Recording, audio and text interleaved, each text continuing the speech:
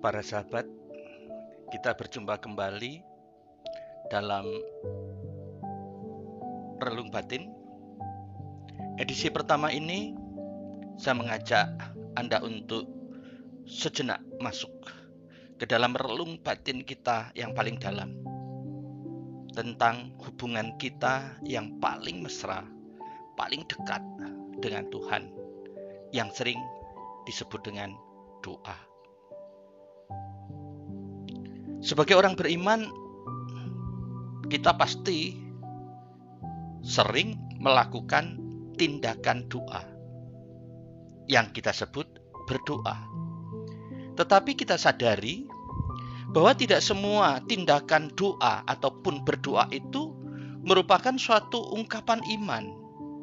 Karena seringkali kita juga terlena, terlepas dari konteks yang paling mendasar tentang doa. Tema kita adalah doa yang menjadi dosa. Pasti kita semua setuju bahwa doa itu adalah ungkapan iman, berarti nilainya positif. Doa adalah tindakan baik. Karena doa itu mengungkapkan intimitas, relasi yang begitu dekat manusia dengan Tuhan.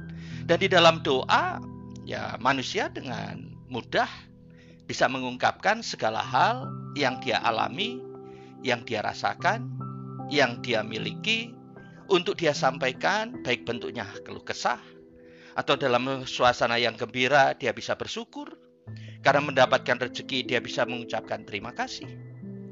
Tetapi yang ingin saya soroti dalam kesempatan kali ini adalah doa yang tidak tepat.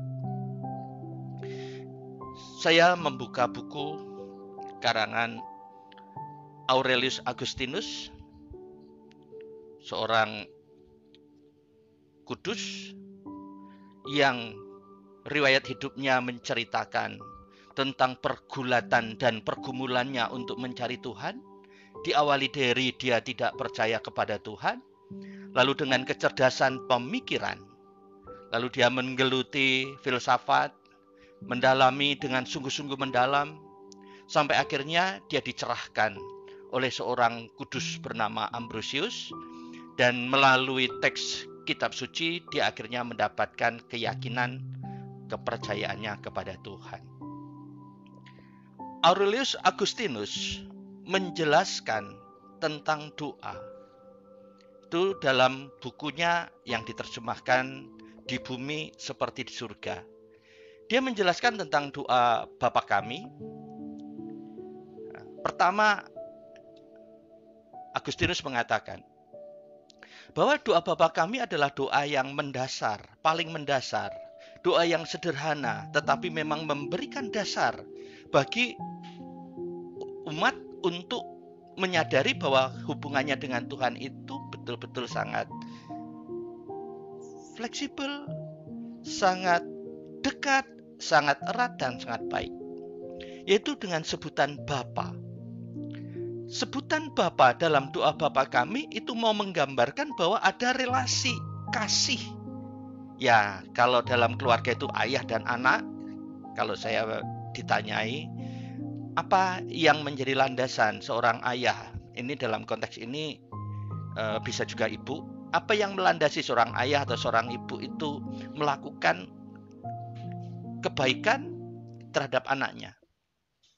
Ternyata hampir pasti ibu bapak yang baik akan mengatakan bahwa apa yang dia lakukan untuk anaknya itu adalah sebagai wujud tanggung jawab ditambah dengan sebagai ungkapan kasih sayang. Karena itu tidak ada hitung-hitungan. Karena itu tidak ada untung rugi dan tidak ada balasan yang ingin diharapkan. Bahwa nantinya anak ini membalas itu adalah hadiah. Tetapi tidak ada seorang pun atau tidak ada ibu atau bapak yang mengatakan saya menanam kebaikan-kebaikan kepada anak saya supaya nanti dia berbuat baik kepada saya. Tapi malahan sebaliknya.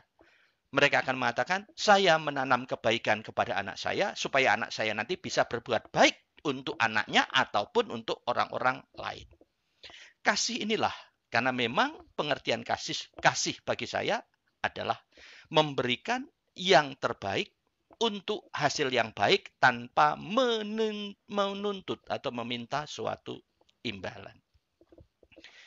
Lalu selain menyebut dengan Bapa, dikatakan yang mengucapkan itu adalah kami. Nah, kata kami ini menggambarkan adanya kesetaraan. Menggambarkan adanya kesamaan di hadapan Tuhan. Karena itu tidak ada perbedaan kasta, tidak ada perbedaan sosial, tidak ada perbedaan ras. Semuanya sama. Artinya di hadapan Tuhan itu Tuhan tidak melihat kecerdasan, Tuhan tidak melihat suku dari mana, ras dari mana, ataupun harta kekayaannya seperti apa. Semuanya sama. Nah, asas dasar kesamaan ini yang menjadikan kita sebagai manusia pun menyadari manusia itu harkat, hakikat, martabatnya sama dimanapun berada. Nah, karena itu, kalau kita tidak hati-hati, maka doa yang kita sampaikan, yang kita panjatkan kepada Tuhan, bisa saja melanggar harkat kesamaan. Saya mencoba menggali dan saya menemukan ada 4 hal yang menjadikan alasan doa yang awalnya baik, tujuannya baik, isinya baik, nilainya baik, tujuannya baik, tetapi bisa menjadi dosa. Yang pertama, kalau menurut Agustinus, yaitu doa yang merupakan tidak pantas diminta. Jadi apa yang kita minta itu tidak pantas untuk dimintakan. Pertanyaannya, apa yang tidak pantas untuk dimintakan? Ya, menurut Agustinus, ya kalau tadi asas kesederajatan atau kesamaan, kalau kita minta kebaikan untuk diri kita. Lalu dalam doa itu kita minta ya kecelakaan, minta hal yang negatif kepada untuk orang lain, itu berarti tidak pantas. Jadi doa itu harus untuk kebaikan dan kebaikan semuanya. Tidak boleh kita menjadi bersifat egois, kita hanya mementingkan diri kita, lalu kita melupakan orang lain, atau di hadapan Tuhan kita menganggap kita menjadi lebih dibandingkan orang lain. Nah, paralel dengan tidak pantas yang diminta, doa itu disampaikan kepada yang tidak tepat. Maksudnya apa? Maksudnya, ya sebenarnya hakikatnya atau logikanya bahwa kita berdoa itu sampaikan kepada Tuhan. Tetapi bisa saja orang beriman menjadi salah ketika menganggap bahwa yang dia imani itu bukan Tuhan, yang Tuhan. Maka doa yang dimintakan adalah doa kepada kekuatan jahat, ya roh jahat, atau yang kita sering sebut dengan iblis ataupun setan. Jadi kalau doa yang kita mintakan kepada iblis atau kita sampaikan kepada setan, ya maka doa itu menjadikan dosa. Yang kedua, ya doa menjadi dosa itu kalau kita berdoa itu tujuannya hanya untuk mendapatkan prestis, mendapatkan penghargaan, mendapatkan pengakuan, mendapatkan ya suatu penilaian dari orang lain. Jadi doa bukan dari ketulusan, bukan dari kedalaman diri. Tetapi doa hanya kita lakukan untuk memenuhi hasrat diri yang mementingkan diri sendiri. Nah, ini acuannya bisa dari Injil Matius bab 6 ayat 6. Kalau kamu berdoa, masuklah ke dalam kamar. Ya, pengertiannya adalah ya doa itu bukan untuk dipamerkan, doa itu bukan untuk mendapatkan pujian, tetapi doa itu sungguh-sungguh relasi personal. Apakah itu artinya kalau orang pergi berdoa lalu diketahui orang lain, maka dia dianggap pamer? Oh, tidak. Jika doa itu sebagai sebuah kebiasaan, dan dia memang melakukan itu ada orang maupun tidak orang, dan memang itu adalah kewajiban yang harus dia lakukan, tapi dia tidak untuk menyiarkan kepada orang lain atau memamerkan kepada orang lain, itu bukan sebagai pamer. Orang tahu ya tahu, karena kita tidak bisa menutupi apapun. Tetapi yang dimaksud di sini adalah niatan, motivasi, yaitu keinginan dari dalam diri bahwa kita melakukan doa, ya tujuannya bukan untuk menyembah Tuhan, bukan tujuannya untuk berkomunikasi dengan Tuhan, tapi untuk mendapatkan perhatian ataupun penilaian dari orang lain. Yang ketiga, Doa menjadi dosa itu kalau dalam doa itu, ya mungkin istilah saya itu bertele-tele. Artinya apa? Terlalu panjang lebar, tidak begitu jelas apa yang mau kita sampaikan. Terlebih di dalamnya, pertama, kita mengagung-agungkan Tuhan, seakan-akan kita mau pamer bahwa ada banyak pengertian tentang Tuhan. Kehebatan-kehebatan Tuhan kita munculkan. Padahal Tuhan tidak membutuhkan itu. Yang Tuhan butuhkan hanyalah apa? Kepercayaan penuh. Ke, ke, kepercayaan utuh. Bahwa kita betul-betul mengakui, bahwa kita betul-betul mengimani bahwa apa yang kita imani itu memang Tuhan yang maha kuasa, yang memang mempunyai kemampuan, mempunyai wewenang, mempunyai kebebasan, kemerdekaan untuk menerima ataupun mengabulkan apa yang kita minta. Nah, lebih jauh lagi, kalau di dalam kita menyampaikan itu tanpa kita sadari atau memang kita sengaja untuk mengungkapkan keunggulan-keunggulan diri kita sendiri. Kita memamerkan bahwa apa yang sudah kita buat, kita adalah orang baik. Ya Tuhan, sudah banyak korban yang aku lakukan.